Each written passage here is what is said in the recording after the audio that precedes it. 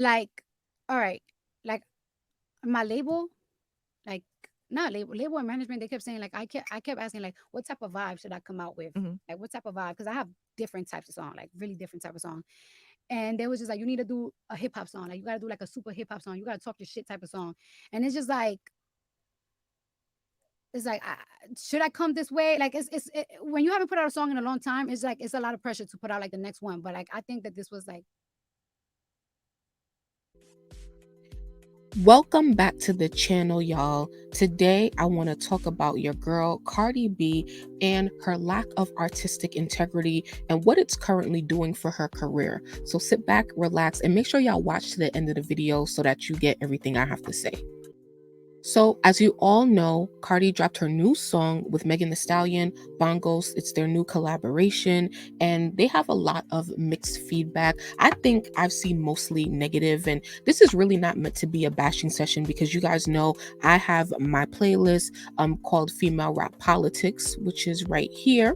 So that's what you're currently watching right now. So make sure you guys save this playlist to your YouTube library so you get a new video every time I upload it. Yeah, but back to Cardi, I'm always interested. What's very important to me in artists is what I call artistic integrity, which is something that she lacks. And so I talk about this all the time, but today I'm gonna go through two interviews that she did, one with Angela Yee's show Way Up, as well as Ebro and his crew on Hot 97, and just talk about the important things that she said in that interview. Okay.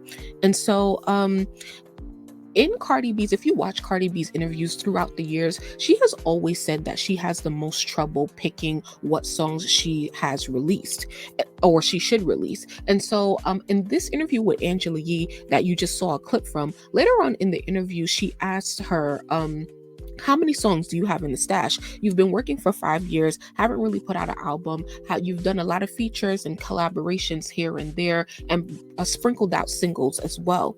And Cardi said, so Angela was like, what is a lot? Is it 100? Is it 30? She's like, about 50. And I'm like, 50? That in 5 years of working, that's all you have? See, when you listen to real artists talk, and this is once again not meant to be a bashing session or a comparison between her and Nicki in their beef, but I like to use Nicki Minaj because she's what I call a real artist. And when you listen to interviews of real artists, they say certain things that Cardi doesn't say, or she says the opposite of. So when you listen to a real artist talk, they're like, man, this is the best space I've been in my life musically. I can't wait for everyone to hear what I've been working on. And I just recorded this song last night and I can't wait to put it out. With Cardi, it's always like, oh, I was in the studio and I didn't finish the song, and Offset told me to keep working on the song, and da da da da da. We all know that making music is an anxiety-inducing process for Cardi because she's really not meant to be here. Cardi B should have been a blogger or an internet personality, but she is not an artist, okay? Being that she also, doesn't really make her own music or doesn't do it by herself. So getting back to my notes here, Ebro asked, when is not Invasion of Privacy, but her second album, when is that coming out? She confirmed that it's not going to be in 2023, but she also did not confirm for 2024 either. And she said something interesting like, I always feel like somebody's watching me. And I'm like, Cardi, who's watching you? Like, why don't you want to spill your plans? I mean, you don't have to spill your plans as an artist, for real, for real. Like, I don't really expect that from people, but who do you think is watching you? Because isn't the whole world watching? I mean, like, that's what happens with artists. The whole world is watching them. The whole world watches Beyonce roll her album out, as well as Drake, as well as Nicki Minaj, as well as Taylor Swift, as well as The Weeknd, as well as insert any artist that you believe is on your level in terms of A-list artist and success. Everyone is always watching you. I don't think that people are watching to see what's Cardi doing, to see how they could replicate it. I don't think that at all. But if you do, like, let me know in the comments, because I want to know, opposing opinions and stuff like that. But keep it cute and keep it respectful as well. So she says that she's looking forward to doing things with this new album that she couldn't do because in her first album rollout she was pregnant with her first daughter, Culture. And now I want to show you guys this other interview right now with, what's it called? Ebro. 1 second. But before we get there, let's come back here real quick. Before we get to that interview, because I want to keep it on the music, right? That's the whole reason why we're all here and stuff like that. But this is the issue with Cardi, is that when it comes to her music, the conversation is never grounded in music, in the song that she's currently promoting, nor does it stay there. You automatically think about how do the visuals look? What are the visuals, right? So I'm gonna pick out some things that she said specifically talking about the song. She says that in when she made the song by herself, it had a lot of open space. It felt like a really long song that sounded like a huge run-on sentence with empty space. And she also said where you hear Megan Thee Stallion her verses, that was the empty space that she was trying to fix. Someone asked her, does she doubt herself? And she says yes. That's, we all do that as human beings and stuff. But this is what I kind of find a little bit problematic. She says, I don't know what people want these days in terms of music. And I think that honestly, it's pretty easy to tell what people want, especially in hip hop, because the two biggest sounds right now in hip hop are drill music as well as Jersey Club, right? A lot of songs may have some of that, or they may encompass that whole sound, and that's why they're successful. And so I'm going to take Nicki Minaj for example, right? And so with her, in her interviews, you'll hear her say, man, I've been working on this song, I'm so passionate about it, I did let my team come and hear it. But you never heard her say, I asked my team what song I should go with next. It's, I have a song, I will take your feedback and I'll maybe adjust it, but this is what I'm doing. And it won't be anything that sounds like anything out right now, but she will incorporate aspects of the popular sounds, as she did in her most recent single, Last Time I Saw You, where you heard the Jersey Club beat sounding part at the towards the end. And then in Barbie World with Ice Spice, you heard the Jersey Club sound again. That was a drill beat, but with a Jersey Club twist to it on the second half of their verses. So Nicki knows the balance of having your own sound identity, but also incorporating what is popular today, right, in order to appeal to the most people. And so I find that interesting that Cardi still has not found that balance yet, because I feel like as an artist, you should be very steadfast and very confident in what you do, regardless of what people are going to think. And that's why I have respect for people like Doechii, Tinashe, and people that don't even get the attention, because at the end of the day, they're real artists. And even if I don't really like their music like that, I respect their artistry, and I respect that they don't care about what people have to say, and they're going to be themselves and put their music out. But here's where people take Cardi as a joke. So let me share my screen with you real quick, so that you guys can see this interview. You know, she's always known for her personality and all that great stuff. So look at this real quick with me. I like crazy. I could look at you head to toe and I could crack 30 jokes on you, bitch. But you know what? Like, it's like, you know what? I have to grow up. Like, I just can't do this anymore. Like, I would literally, because I could go all. Look at the way that they are looking at Cardi. Do you think they're looking at Cardi as a serious artist, or is she like entertainment? All day long. Like, it's like, bitch, let me go to your media photos, bitch. I'm about to crack jokes on your mother, bitch. Like, for real. Like, I could get there, bitch. But it's like, nah, I get girl now.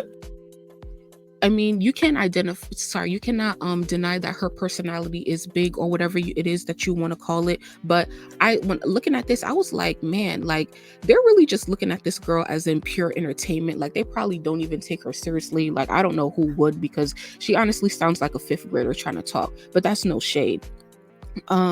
So she describes her song as a beat that she was in love with. It's from Brazilian funk. It sounds like Dominican dembow, which is from her culture, grabbing the Latin audience. And I think that I can't wait to see the first week results, the second week results of this song, because a lot of people think that it's so easy to get the Latin demographic because you speak Spanish. And I heard someone said that she has that ability, but also you got to think about it. Like, I don't think because you speak Spanish, you have the Latin demographic, because you have someone like Nicki Minaj, who is not culturally Hispanic, but she has Latin America, Central America, North America, Canada, Africa, Europe, New Zealand, Australia, India. I mean, every continent. You will find fans of hers on every continent. And so that doesn't really do anything for me. And also, the numbers don't say that. In their first day, they had 1.9 million streams worldwide on Spotify. And I think that a better number should have been about 3 to 3.5 million in their first day if they were really making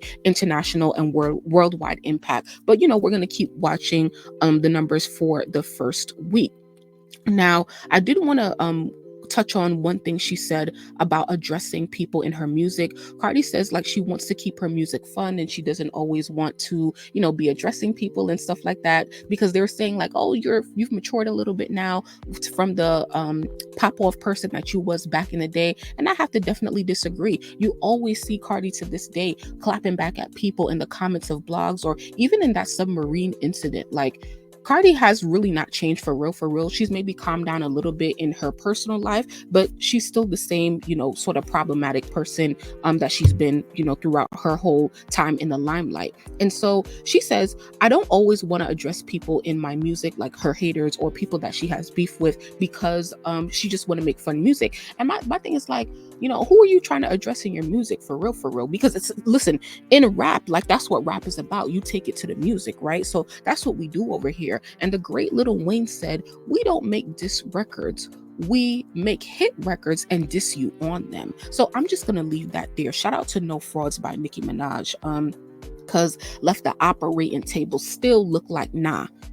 Just wanted to say that. And the last thing I wanted to say, touch on this music video that so many people love so much. It's like spending $2 million on a budget where I feel like Atlantic doesn't really see their profit back from her is just really insane. Like, I don't even understand how they are approving those type of transactions if it's not coming out of her personal money and her personal budget. Because the one thing, because Armand Wiggins made an argument saying that, oh, Nicki gives nothing in her visuals, but Cardi gives everything. And a lot of people can agree on the fact that Cardi has great visuals. And he was talking about how like Nicki likes to brag about her songs doing well without needing a visual, and she should have visuals with her singles and stuff like that. Argument like that I would agree with, but the thing is why Nicki doesn't have visuals, or she's proud of her success without visuals, is because it's about the music. And the other day she said people distract you with the visuals because they don't want you to think about what they're saying. If you found bars in Cardi or Megan's verse, please put them down below in the comments, because I want to know. I didn't hear anything that would make me stop to listen and say, wow, that was amazing, that was mind-blowing. And so nothing is wrong with having great visuals, but it's like at the end of the day, we're here for the music. And what is the message that you're trying to convey? Because these visuals, all they do is just distract from anything. Look at all the positive feedback about the song. You're going to see that they're talking about the visuals. They're not talking about the song, not talking about the sound of the song, not talking about what was said in the song. So I'm going to need y'all to have the full package. Nothing is wrong with having the full package, but your music got to be top tier because you make music and you're an artist, okay?